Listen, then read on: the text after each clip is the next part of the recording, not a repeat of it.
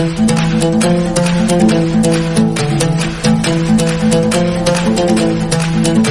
सभी वीडियो देखने के लिए YouTube पर टाइप करें पुलिस पाठशाला, जाएं मेरे चैनल पर और उसके बाद टैप करें प्लेलिस्ट में। यहाँ पर आप मेरे सभी वीडियो देख सकते हैं जिसमें travelling, current affairs, exam preparation और अदर वीडियो हैं। आज है दोस्तों, मैं हूं सौरभ जैन और आपका स्वागत है आपके YouTube चैनल पुलिस पाठशाला में। आज लेक्चर नंबर 31 में हम लोग पढ़ने वाले हैं एक बहुत इंपॉर्टेंट टॉपिक के बारे में, वो है भारत की जनगणना। ये जनगणना बहुत इंपॉर्टेंट टॉपिक है और लगभग हर एग्जाम में से कोर्स में पूछे जाते हैं, चाहे वो PSC हो या MP का कोई एग्ज़ाम हो या फिर केंद्र सरकार की कोई जो वैकेंसी है उसका कोई एग्ज़ाम हो, सभी में ये टॉपिक बहुत बहुत इंपॉर्टेंट है। तो चलिए पढ़ते हैं हम इस टॉपिक के बारे में, भारत की जनगणना। तो ये कुछ महत्वपूर्ण तथ्य हैं जो आपको पूछे जा सकते हैं परीक्षा एग्जाम में। सबसे पहला है कि भारतीय संविधान की धारा 246 के अनुसार देश की जनगणना कराने का जो दायित्व है वो किसका है? संघ सरकार या मतलब केंद्र सरकार का है। दूसरा है कि संविधान की 7वीं अनुसूची की क्रम संख्या 69 पर, उसका जो 69 नंबर पर किसका उल्लेख है? भारत की जनगणना का उल्लेख है। और केंद्र सरकार में कौन सा मंत्रालय कराता है? तो केंद्र सरकार में गृह मंत्रालय जनगणना को कराता है और गृह मंत्रालय के अंतर्गत एक जनगणना एक संगठन काम करता है, वही संगठन देश की जनगणना का काम करता है। और इस संगठन का जो सबसे बड़ा जो उच्च अधिकारी होता है वो भारत का महापंजीयक और जनगणना आयुक्त होता है। अगला पॉइंट है, यह देश भर में जनगणना से संबंधित है कौन? जो महापंजीयक है, भारत का महापंजीयक और जनगणना आयुक्त होता है, वह देश भर में जनगणना से संबंधित कार्यों का निर्देशन करता है एवं जनगणना के आंकड़ों को जारी करता है। इसके बाद है वर्तमान में जो IAS अधिकारी विवेक जोशी, ये भारत के जनगणना आयुक्त हैं। और 2011 आपको ये पता होगा कि जनगणना जो होती है वो हर 10 वर्ष में की जाती है। पिछले 2011 में भारत की जनगणना की गई थी और अब 2021 में अगली जनगणना होगी, लेकिन उसके पहले जो भी आप प्रश्न एग्जाम देंगे उसमें आपको इसी जनगणना से काम चलाना पड़ेगा, इसलिए तब तक के लिए ये जनगणना बहुत महत्वपूर्ण है। और जैसे ही नई जनगणना आती है तो मैं फिर से उसके बारे में आपको बताऊंगा। तो 2011 की जनगणना सामान्य रूप से 15वीं, जबकि स्वतंत्र भारत की 7वीं जनगणना थी, क्योंकि स्वतंत्रता के पहले जनगणना लॉर्ड रिपन के टाइम पे, अभी हम लोग पढ़ेंगे इतिहास के में, तो लॉर्ड रिपन के टाइम पे क्या हो गया था, रेगुलर जनगणना स्टार्ट हो गई थी। तो अगर सामान्य रूप से देखी जाए तो कौन सी जनगणना थी? 15वीं थी। अब कौन सी होगी? 16वीं। और स्वतंत्रता के बाद की 7वीं जनगणना थी। 2011 की जनगणना के दौरान CM चंद्रमौली भारत की जनगणना के आयुक्त थे। इसके बाद भारत की जनगणना का कुछ इतिहास है, ये भी महत्वपूर्ण हो सकता है आपके लिए। तो इसमें पहला है कि आधुनिक विश्व में जनगणना कराने का श्रेय स्वीडन देश को जाता है, जिसने 1749 ईस्वी में भारत की पहली जनगणना कराई। इसके बाद है कि 10 वर्षों में होने वाली जनगणना की शुरुआत 1790 में अमेरिका देश में हुई, USA में। इसके बाद भारत में जनगणना की शुरुआत 1872 में वायसराय लॉर्ड मेयो ने कराई थी। लेकिन आपको ध्यान देना है, लॉर्ड मेयो ने इसकी स्टार्टिंग कराई थी, लेकिन लॉर्ड रिपन जो थे, वायसराय लॉर्ड रिपन, इनने क्या किया था कि जनगणना कराने का काम रेगुलर कर दिया गया था। तो भारत में नियमित जनगणना की शुरुआत कब हुई थी? 1881 को हुई थी। दोनों आपको याद रखना है, लॉर्ड रिपन का टाइम याद रखना है 1881, जिसमें लॉर्ड रिपन ने नियमित जनगणना कराई, और लॉर्ड मेयो जिनने 1872 में पहली भारत की जनगणना कराई। 2010 में केंद्रीय मंत्रिमंडल ने जाति आधारित जनगणना की शुरुआत की। इसके पहले जाति आधारित जनगणना नहीं होती थी, अब जाति आधारित जनगणना हुई। उसमें आर्थिक जनगणना भी हुई, किस जाति के पास कितने आर्थिक अधिकार है, कितना उनका विकास है, कितना पिछड़ापन है, कौन सी जाति आगे है, कौन सी जाति पीछे है। तो इस जनगणना से हर चीज़ की जानकारी सरकार को मिल गई और उसी जो जानकारी थी उसे सरकार को योजना बनाने में सहायता मिलेगी। इसलिए 2011 की जनगणना पहली जाति आधारित जनगणना है। ये कुछ अन्य महत्वपूर्ण तत्व है भारत की जनसंख्या के बारे में। तो सबसे पहला है कि राष्ट्रीय जनगणना नीति 2000 के अनुसार वर्ष 2045 तक जनसंख्या स्थिरता प्राप्त करने का लक्ष्य है।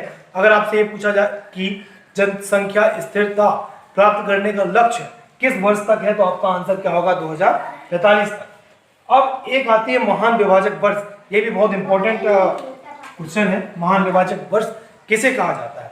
तो महान विभाजक वर्ष कहा जाता है 1921 को। क्यों कहा जाता है? क्योंकि भारत की जनसंख्या इतिहास में 1911 से 1921 के दौरान भारत की जनसंख्या की 10 की वृद्धि, 10 की वृद्धि दर मतलब होती है 10 साल में जो वृद्धि दर होती है उसको क्या कहा जाता है? 10 की वृद्धि दर कहा जाता है। तो 10 की वृद्धि दर क्या रही? ऋणात्मक रही। कितनी? -0.31% ऋणात्मक 0.31% वृद्धि दर रही। अभी तक सामान्यतः क्या हो रहा था कि हर साल 10 साल में जो जनसंख्या थी वो बढ़ती थी, लेकिन यहाँ पे घटी, इसलिए 1921 को महान विभाजक वर्ष कहा जाता है। और इसके परिणाम स्वरूप क्या हुआ था कि जनसंख्या में 77 लाख की कमी आई थी, इसलिए इसको महान विभाजक वर्ष कहा जाता है। इसके बाद सन 1961 से 71 के दौरान भारत में सर्वाधिक औसत वार्षिक घातीय वृद्धि दर दर्ज की गई थी। तो यहाँ पे सर्वाधिक जो घातीय वृद्धि दर दर्ज की गई थी, आप याद रखिए इनको और 1921 को। इसके बाद जनसंख्या घनत्व कुछ परिभाषाएं हैं जो आपके काम में आएंगी। अभी हम लोग इसको पढ़ेंगे कि सबसे ज्यादा जनसंख्या घनत्व कहाँ पे है, लिंगानुपात कहाँ पे है, शिशु लिंगानुपात कहाँ पे है। तो जनसंख्या घनत्व क्या है? तो जनसंख्या घनत्व क्या होता है कि कुल जनसंख्या को अगर कुल क्षेत्रफल से भाग दे दिया जाए तो क्या आ जाता है कि कुल जनसंख्या घनत्व आ जाता है। जनसंख्या घनत्व का मतलब है कि इतने क्षेत्रफल में, मान लीजिए कोई 10 किलोमीटर का है, 10 किलोमीटर से 1 किलोमीटर की एरिया में कितने लोग रहते हैं। तो भारत के प्रति वर्ग किलोमीटर का मतलब है कि 1 किलोमीटर चौड़ा और 1 किलोमीटर लंबा, ये होता है प्रति वर्ग किलोमीटर। इसके बाद हम लोग पढ़ने वाले जनसंख्या घनत्व के बारे में। तो जनसंख्या घनत्व का मतलब क्या होता है? अगर किसी जगह की कुल जनसंख्या को कुल क्षेत्रफल से भाग दे दिया जाए तो उसके, मान लीजिए अगर हम लोग क्षेत्रफल क्या है, कितने वर्ग किलोमीटर में है या वर्ग मीटर में है, तो वो आ जाएगा कि उतने प्रति वर्ग मीटर में या प्रति वर्ग किलोमीटर में कितनी जनसंख्या निवास करती है।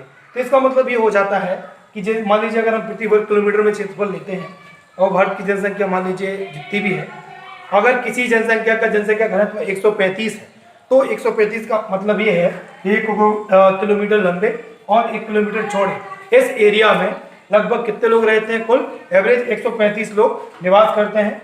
और इसका तात्पर्य ये आप समझ गए होंगे, मैंने समझा दिया।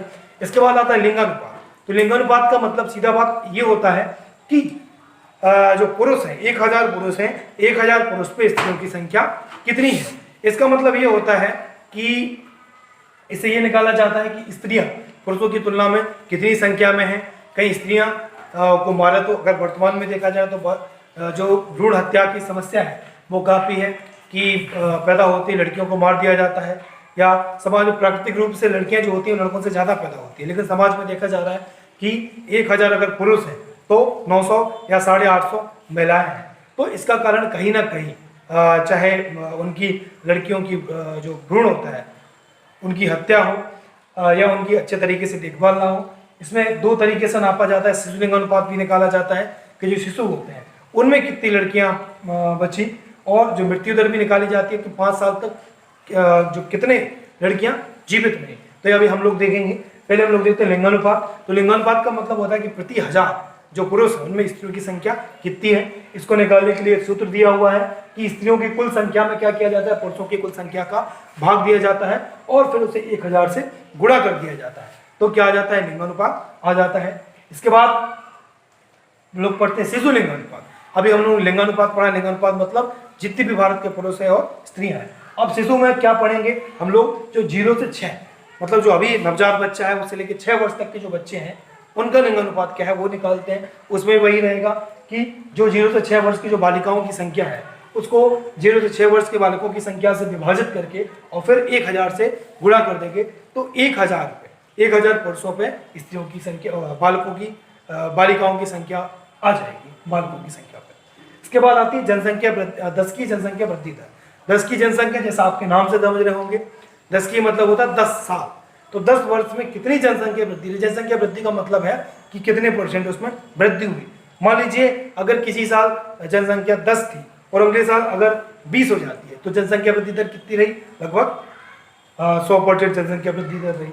अगर 15 हो जाती है तो कितनी 50% रहे। तो इसी तरीके से 10 साल में कितनी जनसंख्या बढ़ी उसकी जो दर होती है उसको 10 की जनसंख्या वृद्धि दर कहा जाता है। उसके निकालने का फॉर्मूला यही है कि उसकी वर्तमान जनसंख्या ऋण पूर्व जनसंख्या, तो वर्तमान जनसंख्या और पूर्व जनसंख्या का जो अंतर है उसको अगर पूर्व जनसंख्या से विभाजित करके और फिर क्या करते हैं 100 का गुणा कर देते हैं। सीधी बात है कि अभी जो जनसंख्या में जो वृद्धि हुई है, कमी हुई है, वो पूर्व जनसंख्या कितना प्रतिशत है, वो क्या हो जाती है हमारी जनसंख्या वृद्धि दर। फिर से मैं सब बता देता हूँ कि अभी जो जनसंख्या मान लीजिए 10 साल में या तो बढ़ेगी या तो घटेगी, तो उसका जो अंतर है वो पूर्वी जनसंख्या का कितना प्रतिशत है वही हम लोग निकाल लेंगे, तो क्या आ जाएगा जनसंख्या 10 की जनसंख्या वृद्धि दर। इसके बाद आता है शिशु मृत्यु दर। तो यही आ रहा है कि शिशु की मृत्यु की दर कितनी है। तो यह दर्शाता है कि किसी एक वर्ष में कितने जीवित पैदा हुए और शिशु कम से कम 1 वर्ष तक जीवित रहे। तो इससे ऐसा निकाली जाती है कि 1 वर्ष तक कितने बच्चे पैदा होते हैं और वो कम से कम कितने वर्ष से 1 साल तक की आयु पूरी करते हैं। कितने 1 साल से पहले मर जाते हैं, कम से कम 1 साल की आयु कितने बच्चे पूरी करते हैं, ये देखा जाता है। तो इससे क्या पता चलेगा, इससे सरकार को वो आंकड़े पता चलेंगे कि जो नवजात शिशु हैं, जो गर्भवती महिलाएं हैं, उन्हें अच्छे से सुविधा मिल रही है कि नहीं मिल रही है, उन्हें दवाओं की कमी है, पोषण की कमी है, वो इस शिशु मृत्यु दर से हम लोगों को पता चल जाता है। यह प्रति 1000 जीवित जन्मे शिशु तथा 1 वर्ष की आयु पूरी करने वाले शिशुओं का अनुपात है। वही है कि कितने जो 1 वर्ष में प्रति 1000 कितने शिशु जन्मे और कितने 1 वर्ष तक जो जीवित रहेगा, उनका अनुपात क्या हो जाएगा, शिशु मृत्यु दर हो जाएगी। इसके बाद ये जनसंख्या के कुछ महत्वपूर्ण तत्व हैं।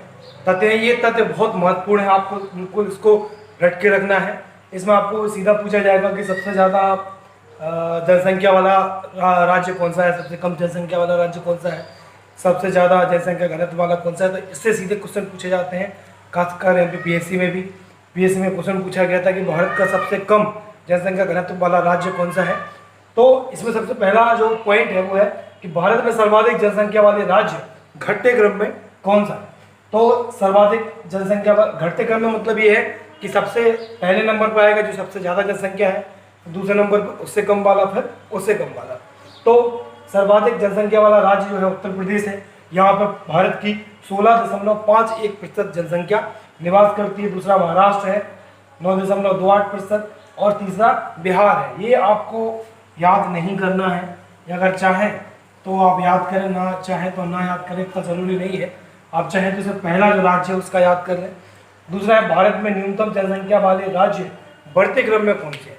तो बढ़ते क्रम में मतलब सबसे पहले सबसे छोटा, फिर उससे बड़ा, फिर उससे बड़ा। तो सबसे कम जनसंख्या जो पूरे भारत में है वो सिक्किम में है, वो है 0.05%। दूसरे नंबर पर मिजोरम है, तीसरे नंबर पर अरुणाचल प्रदेश है। तो सबसे ज़्यादा जनसंख्या वाला राज्य है उत्तर प्रदेश और सबसे कम जनसंख्या वाला राज्य है सिक्किम। इसके बाद आता है दशकीय वृद्धि, मीन्स किस राज्य में सबसे ज़्यादा दशकीय वृद्धि हुई। दशकीय वृद्धि का मतलब होता है कि 10 वर्ष में सबसे ज़्यादा जनसंख्या की वृद्धि दर कहाँ पे थी। तो सर्वाधिक 10 की जनसंख्या वृद्धि वाले हैं, घटते क्रम में है, मतलब सबसे पहला सबसे ज़्यादा है मेघालय में, और ये माइनस नहीं है, ये गैस है, ध्यान रखिएगा इसको। सबसे ज़्यादा कहाँ पे है, मेघालय में है, ये 27.9%। में सबसे ज़्यादा जो 10 की जनसंख्या वृद्धि हुई वो मेघालय में। दूसरे स्थान पर अरुणाचल प्रदेश, तीसरे स्थान पर है बिहार। इसके बाद ये है न्यूनतम जनसंख्या वृद्धि वाले राज्य, सबसे कम जनसंख्या वृद्धि कहाँ पे हुई।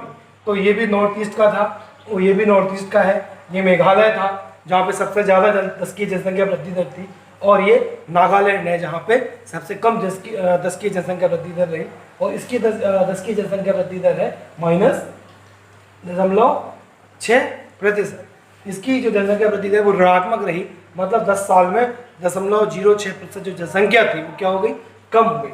दूसरे स्थान है केरल का और तीसरे पर है गोवा का। इसके बाद है जनसंख्या घनत्व। जनसंख्या घनत्व हम लोगों ने कल ही पढ़ा था, इसके पहले पढ़ा था कि जनसंख्या घनत्व मतलब होता है कि मान लीजिए अगर क्षेत्रफल आप वर्ग किलोमीटर में ले रहे हैं तो 1 किलोमीटर चौड़े और 1 किलोमीटर लंबे इस क्षेत्रफल वाले क्षेत्र में कितनी जनसंख्या रहती है, इसको बोलते हैं उसका जनसंख्या घनत्व। इसको निकालने का सूत्र ये होता है कि जितने राज्य की जितनी भी जनसंख्या है उसको उस क्षेत्रफल से भाग देते हैं, तो प्रति वर्ग किलोमीटर में कितने व्यक्ति हैं वो आ जाते हैं। तो जनसंख्या घनत्व देखा जाए तो बिहार का जनसंख्या घनत्व कितना है 1106, मतलब 1 प्रति वर्ग किलोमीटर में 1106 व्यक्ति रहते हैं, बहुत ज़्यादा जनसंख्या घनत्व है। दूसरे स्थान पर पश्चिम बंगाल है, तीसरे स्थान पर केरल है। आपको ये तीनों के नाम याद रखने हैं। अगर फिर भी आपको कोई तकलीफ हो रही है तो आप याद करें कि हर का जो पहला है, चाहे ये जो पहले है, इसको आपको जरूर याद रखना है। बाकी अगर आप भूल जाए तो भी चलेगा। तो इसको आपको सबको फर्स्ट जो भी है सबके फर्स्ट को सबको याद रखना है आपको। तो सबसे ज़्यादा जनसंख्या घनत्व कहाँ पर है? बिहार में है 1106, पश्चिम बंगाल में कितना है 1028 है, और केरल का कितना है 806।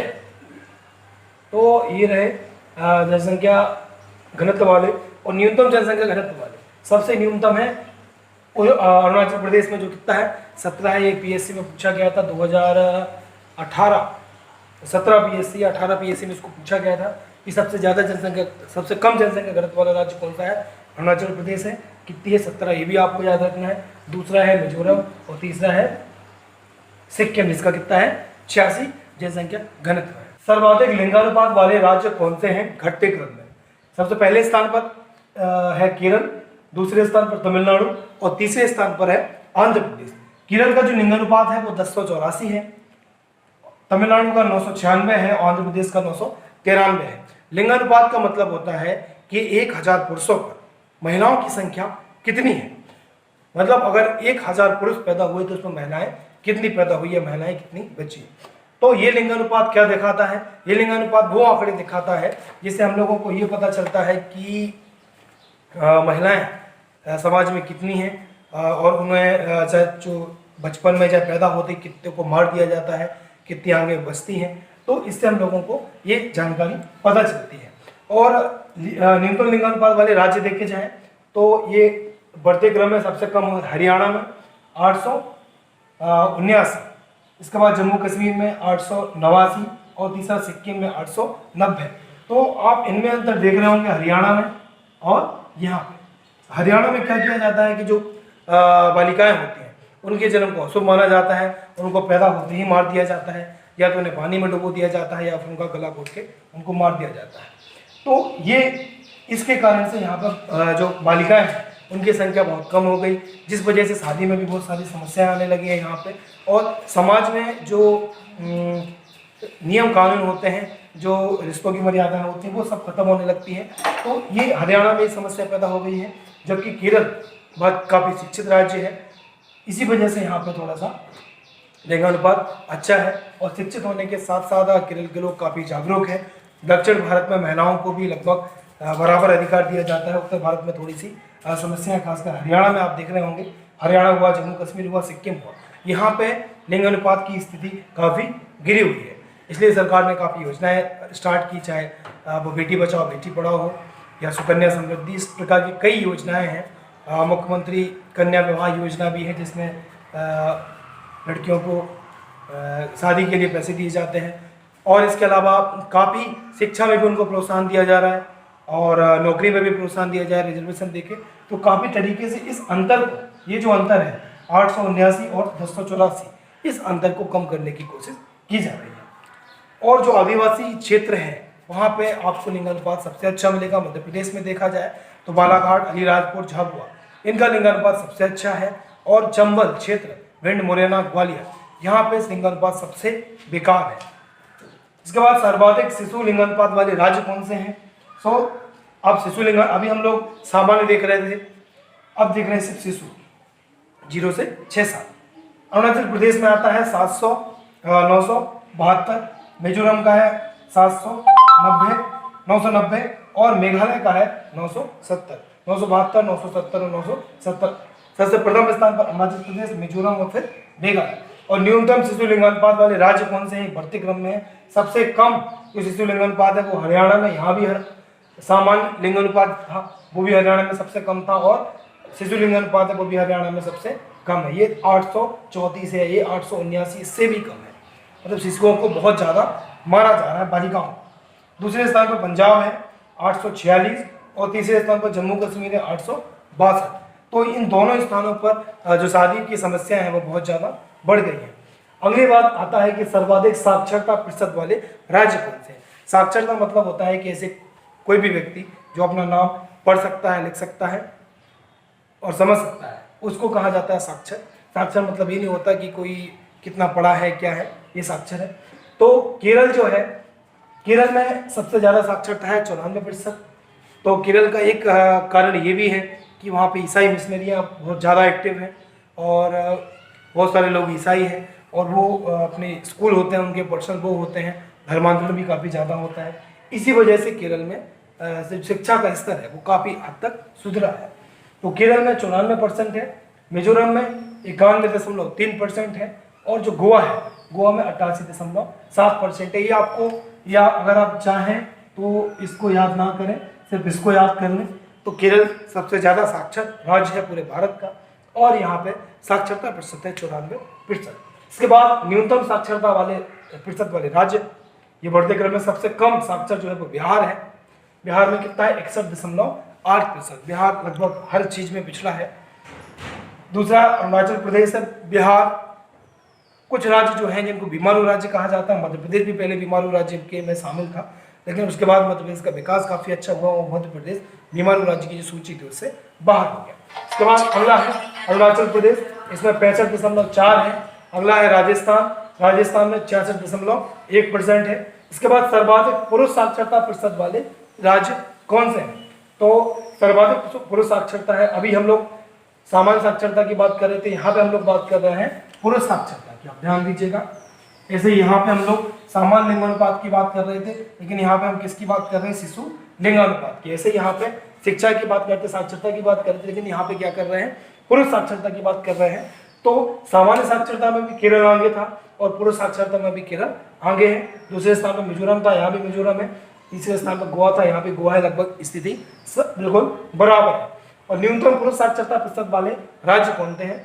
सबसे कम साक्षरता बिहार में है, पुरुष साक्षरता 71.2% और ये भी बिहार में। सामान्य साक्षरता वो भी बिहार में सबसे कम है। दूसरे स्थान पर अरुणाचल प्रदेश है और तीसरा स्थान चेंज हो जाता है, यहाँ पे राजस्थान था तो यहाँ पे क्या हो जाता है? आंध्र प्रदेश। सबसे तीसरा सबसे कम पुरुष साक्षरता वाला राज्य है। इसके बाद भारत में महिला साक्षरता प्रतिशत वाले राज्य कौन कौन से? इसके पहले हम लोगों ने पुरुष साक्षरता प्रतिशत वाला देखा था, अब महिला साक्षरता प्रतिशत वाले हैं। तो ये घटते क्रम में सबसे ज्यादा जो है महिला साक्षरता वो केरल में है। पुरुष में भी केरल में थी और सामान्य में भी किसमें थी? केरल में थी। 92.1% जो महिला है वो केरल में साक्षर है। मिजोरम में 89.3। अगर नॉर्थ ईस्ट का राज्य देखा जाए तो मिजोरम काफी अच्छी स्थिति में है, चाहे वो शिक्षा में हो या बाकी चीजों में। और तीसरे में गोवा है, गोवा का 84.7% है। इसके बाद न्यूनतम महिला साक्षरता प्रतिशत वाले राज्य, अभी हम लोगों ने अधिकतम पढ़ा था और अब पढ़ेंगे न्यूनतम। तो सबसे पहला स्थान जो है न्यूनतम में वो है बिहार का। सामान्य में भी बिहार था और पुरुष में भी बिहार था। 51.5% जो राज्य है लोग महिलाएं हैं बिहार में क्या है? साक्षर है। राजस्थान का 52.1%। उसके तीसरे नंबर पर आता है झारखंड जो 55.4। सबसे कम बिहार में, उसके बाद फिर थोड़े से ज्यादा राजस्थान में और फिर थोड़े से ज्यादा झारखंड में। इसके बाद ग्रामीण जनसंख्या, शहरी जनसंख्या, ये पढ़ेंगे ग्रामीण जनसंख्या कहाँ सबसे ज्यादा है, कहाँ कम है, और शहरी जनसंख्या कहाँ सबसे ज्यादा है, कहाँ सबसे कम है। इससे हम लोगों को ये पता चलता है कि कौन सा राज्य जो है वो ज्यादा नगरीकृत है, कौन सा राज्य जो है वो ग्रामीण जनसंख्या ज्यादा है। तो जो योजनाएं अगर राज्य सरकार बनाती है तो उसे ये पता रहता है कि हमें योजनाएं जो है वो किसको ध्यान में रख के बनानी है, ग्रामीणों को या शहरी लोगों को। कितने लोग ग्रामीण में रहते हैं तो कितना पैसा खर्च करना है। तो ये सब चीजें जो जनगणना है वो सरकार की योजना बनाने में, समस्याएं दूर करने में उनकी सहायता करती है और ये बताती है कि महिलाओं का पिछड़ापन किस राज्य में सबसे ज्यादा है। तो सर्वाधिक ग्रामीण जनसंख्या वाला जो राज्य है वो हिमाचल प्रदेश, जहाँ पे 90% जो आबादी है वो कहाँ पे रहती है? गांव में रहती है। दूसरे नंबर पर बिहार है और तीसरे नंबर पर आसाम है। सर्वाधिक नगरीय जनसंख्या प्रतिशत वाले राज्य कहाँ सबसे ज्यादा लोग नगरों में रहते हैं? तो सबसे पहला स्थान है गोवा। गोवा के 62.2% लोग जो है वो कहाँ रहते हैं? नगरों में रहते हैं। दूसरे नंबर पर मिजोरम है जहाँ पे 52.1% लोग, और तीसरे स्थान पर है तमिलनाडु जहाँ पे 48.4% लोग कहाँ रहते हैं? नगरों में रहते हैं। इसके बाद है सर्वाधिक नगरीय जनसंख्या वाले राज्य। अभी आप चीज याद रखें, अभी हम लोग सिर्फ प्रतिशत देख रहे थे कि कुल राज्य की जनसंख्या का कितना प्रतिशत लोग यहाँ रहते हैं। अब हम लोग कुल जनसंख्या देखेंगे कि कुल जनसंख्या सबसे ज़्यादा जनसंख्या कहाँ के गाँव में रहती है, कहाँ की शहरों में रहती है, हम लोगों ने यहाँ पे प्रतिशत देखा था। तो कुल सर्वाधिक नगरीय जनसंख्या, यहाँ प्रतिशत नहीं है, यहाँ पे जनसंख्या है, तो वाले राज्य कौन से घटते क्रम में सबसे ज़्यादा महाराष्ट्र में लोग शहरों में रहते हैं, उसके बाद उत्तर प्रदेश में, उसके बाद तमिलनाडु में रहते हैं, और तीसरे अगला है न्यूनतम नगरीय जनसंख्या वाले राज्य। ये बढ़ते क्रम में मतलब सबसे जो कम लोग जो शहरों में रहते हैं वो कहाँ है, सिक्किम में होगा, दूसरे नंबर पर क्या आ जाएगा आंध्र प्रदेश, तीसरे नंबर पर नागालैंड। इसके बाद अगला है कि सर्वाधिक अनुसूचित जाति जनसंख्या प्रतिशत वाले राज्य कौन से। सर्वाधिक जो प्रतिशत देखा जाए एससी वाला वो पंजाब में है, जहाँ पे 31.9% लोग कैश में आते हैं एससी में। दूसरा है हिमाचल प्रदेश जहाँ पे 25.2, और तीसरा है पश्चिम बंगाल जहाँ पे 23.5% लोग एससी में आते हैं। इसके बाद है सर्वाधिक अनुसूचित जाति जनसंख्या वाले, यहाँ पे हम लोगों ने प्रतिशत निकाला था, लेकिन यहाँ पे उनकी संख्या के हिसाब से देख रहे हैं। तो सर्वाधिक अनुसूचित जाति जनसंख्या वाले राज्य जो है, सर्वाधिक अनुसूचित जाति जनसंख्या अगर उनकी संख्या में देखी जाए लोगों में तो उत्तर प्रदेश है, अगर प्रतिशत में देखा जाए तो पंजाब है। तो सबसे ज़्यादा एससी लोग कहाँ पे हैं, उत्तर प्रदेश में, दूसरे नंबर पर बंगाल में, तीसरे नंबर पे बिहार में। और एक चीज़ और है कि नागालैंड और अरुणाचल प्रदेश दो ऐसे राज्य हैं जहाँ पे कोई भी तरह जाति नहीं पाई जा रही है। अगला है कि सर्वाधिक अनुसूचित जनजाति वाले राज्य कौन से हैं। इसमें सबसे पहले स्थान पर मध्य प्रदेश, दूसरे स्थान पर महाराष्ट्र, तीसरे स्थान पर उड़ीसा है। मतलब कि मध्य प्रदेश में सबसे ज़्यादा अनुसूचित जनजातियाँ निवास करती हैं। दूसरा कुल सर्वाधिक अनुसूचित जनजाति जनसंख्या प्रतिशत वाला राज्य कौन सा है। तो यहाँ पे हम लोग बात कर रहे हैं जनसंख्या, आदिवासी जनसंख्या प्रतिशत की, कि सर्वाधिक आदिवासी जनसंख्या है, जो कुल जनसंख्या का प्रतिशत है वो सबसे ज़्यादा कहाँ पे है। तो सबसे ज़्यादा है मिजोरम में, दूसरे स्थान पर नागालैंड में, और तीसरे स्थान पर है मेघालय। इसमें एक चीज़ है कि हरियाणा और पंजाब दो ऐसे राज्य हैं जहाँ पे कोई भी आदिवासी जो अनुसूचित जनजाति है, कोई भी अनुसूचित जनजाति निवास नहीं करती। कुछ अन्य महत्वपूर्ण तत्वों की चर्चा करते हैं कि 2011 की जनगणना के अनुसार भारत की कुल जनसंख्या 1,08,84,54,977 थी। इसमें पुरुषों की संख्या कितनी थी, 62,32,70,258 थी, जो कि कितना था, कुल आबादी का 51.47% था, जो कि कितना होना चाहिए था, 50% होना चाहिए था। मतलब 50% पुरुष और 50% महिलाएं। लेकिन यहाँ पे पुरुष कितने थे, 1.47% ज़्यादा थे। और यहाँ पे महिलाओं की संख्या थी 58,75,84,719, जो कुल आबादी का कितना था, 48.53%। 2011 की जनगणना के अनुसार भारत की कुल जनसंख्या विश्व की जनसंख्या का कितना थी, 17.5% थी, जबकि भारत का क्षेत्रफल पूरे विश्व के क्षेत्रफल का कितना है, 2.4% है। मतलब 2.4% पूरी विश्व की आबादी विश्व की 17.5% विश्व की जो आबादी है वो विश्व के 2.4% क्षेत्र पर निवास करती है। इसके बाद भारत की जो वार्षिक जनसंख्या वृद्धि दर थी वो 1.97 से घटकर 1.64% हो गई है। मतलब भारत की जो जनसंख्या वृद्धि दर थी वो क्या हुई है, कम हुई है। कम दर से भारत की जनसंख्या बढ़ना स्टार्ट हुई है। और जो दशकीय जनसंख्या वृद्धि दर थी वो 21.54% से घटकर 17.7% हो गई है। मतलब कि 10 साल में अगर भारत की जो जनसंख्या थी अगर वो 100 थी तो अगले 10 साल बाद कितनी हो जाती थी, वो 121.54 हो जाती थी। लेकिन इस 10 सालों में वो घटी है दर, और अब जो 121.54 होती थी अब वो 100 से बढ़कर कितनी हो जाती है, 117.7 हो जाती है। अब नागालैंड की दशकीय जनसंख्या जो दशकीय वृद्धि है वो क्या रही है, ऋणात्मक रही है। इसकी दशकीय जनसंख्या वृद्धि दर जो है वो ऋणात्मक 0.6% रही है। तो नागालैंड एक ऐसा राज्य है जिसकी जो वृद्धि दर है वो ऋणात्मक रही, उसकी जनसंख्या घटी है 10 सालों में। और भारत में लिंगानुपात कितना हुआ है, 933 से बढ़कर कितना हो गया, 943 हो गया है। मतलब कि महिलाओं प्रति 1000 जो पुरुष और महिला थे उनमें जो अंतर था वो क्या हुआ है, लगभग कम हुआ है, जो बहुत ज़्यादा था। और शिशु लिंगानुपात क्या हुआ है, 927 से घटकर कितना हो गया, 918 हो गया है। मतलब शिशु लिंगानुपात की स्थिति क्या हुई है 10 सालों में, बेकार हुई है, लेकिन अगर सामान्य लिंग अनुपात देखा जाए तो वो क्या हुआ है, बड़ा है। वो अच्छा संकेत है और ये बुरा संकेत है। मतलब कहीं ना कहीं शिशुओं की या तो हत्याएं हो रही हैं, जो खासकर जो बालिका शिशु होती हैं उनकी हत्याएं हो रही हैं, या फिर किसी बीमारी के कारण ये अंतर ज़्यादा बढ़ रहा है। दूसरा है कि भारत की साक्षरता जो इसके पहले कितनी थी, 64.84% थी, वो बढ़कर कितनी हो गई 2011 में 73% हो गई है। और पुरुष साक्षरता कितनी हो गई है, 17.26% से बढ़कर कितनी हो गई है, 80.9%। और महिला साक्षरता 53.67 से बढ़कर कितनी हो गई, 64.6% हो गई है। तो आपको ये सब चीजें याद होनी चाहिए कि कितनी साक्षरता है पूरे भारत की, 73%। और भारत का लिंगानुपात कितना है, 945। शिशु लिंगानुपात है 918। पुरुष साक्षरता है 80.9 और महिला साक्षरता है 64.6%। अब तक अगला है, देश में अब तक पूर्ण साक्षर घोषित किया गया एकमात्र राज्य कौन सा है, केरल है। देश में अनुसूचित जनजाति, अनुसूचित जाति जो होती है उनकी संख्या कितनी है, 20.14 करोड़ है, जो देश की कुल जनसंख्या का कितना है, 16.6% है। और 2002 में देखी जाए तो कितनी थी, 16.2% थी। और देश में अनुसूचित जनजाति उसकी संख्या कितनी है, 10 करोड़ 43 लाख है, जो देश की कुल जनसंख्या का कितना 8.6% है।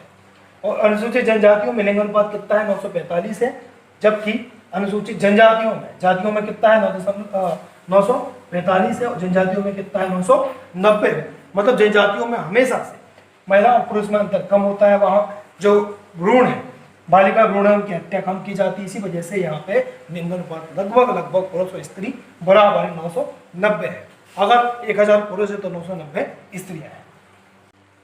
देश की कुल जनसंख्या में नगरीय जनसंख्या कितनी है, 31.2% है, और जबकि ग्रामीण जनसंख्या कितनी है, 68.8% है। देश में सिक्किम की जनसंख्या सबसे कम है। आपको तो पता होगा कि हम लोगों ने जब सबसे अधिक जनसंख्या वाले राज्य, सबसे कम जनसंख्या वाले राज्य देखे थे, तो सर्वाधिक कम जनसंख्या जिस राज्य की है वो कौन सा राज्य है, सिक्किम है। अब केंद्र शासित प्रदेशों की, हम लोगों ने राज्य के बारे में पढ़ा, अब हम लोग केंद्र शासित प्रदेशों के बारे में कुछ चर्चा करेंगे। तो सर्वाधिक जनसंख्या वाला केंद्र शासित प्रदेश जो है वो कौन सा है, दिल्ली है। और सबसे कम देखा जाए तो कौन सा है, लक्षद्वीप है। सर्वाधिक 10 की वृद्धि दर वाला केंद्र शासित प्रदेश कौन सा है, दादर और नागर हवेली। 10 की वृद्धि की बात कर रहे हैं। सर्वाधिक 10 की जनसंख्या वृद्धि दर वाला राज्य केंद्र शासित प्रदेश है दादर और नागर हवेली। जबकि सबसे कम कहाँ पे है, सबसे कम है लक्षद्वीप में। सबसे कम जनसंख्या भी लक्षद्वीप में है, और सबसे कम जो वृद्धि दर है, 10 की वृद्धि दर, वो भी यहाँ पे सबसे कम लक्षद्वीप में है। सबसे ज्यादा जनसंख्या घनत्व कहाँ का है, दिल्ली का है। ये भी आपको पता होगा कि भारत का सबसे छोटा लोकसभा क्षेत्र जो है वो दिल्ली का चांदनी चौक है। क्यों है, क्योंकि वहाँ पे एक छोटे से क्षेत्र में बहुत अधिक जनसंख्या निवास करती है, इसलिए सबसे ज्यादा जनसंख्या घनत्व जो है वो कहाँ का है, दिल्ली का है। और राज्यों में देखा जाए तो कहाँ का है, बिहार का है। सर्वाधिक लिंगानुपात वाला केंद्र शासित प्रदेश कौन सा है, पुडुचेरी। सबसे ज्यादा लिंगानुपात कहाँ पे, पुडुचेरी में है। और सबसे कम जो लिंगानुपात देखा जाए तो वो कहाँ पे है, दमन और द्वीप पर। ये आंकड़े उस समय के हैं जब दमन द्वीप और दादर और नागर हवेली दोनों अलग अलग थे।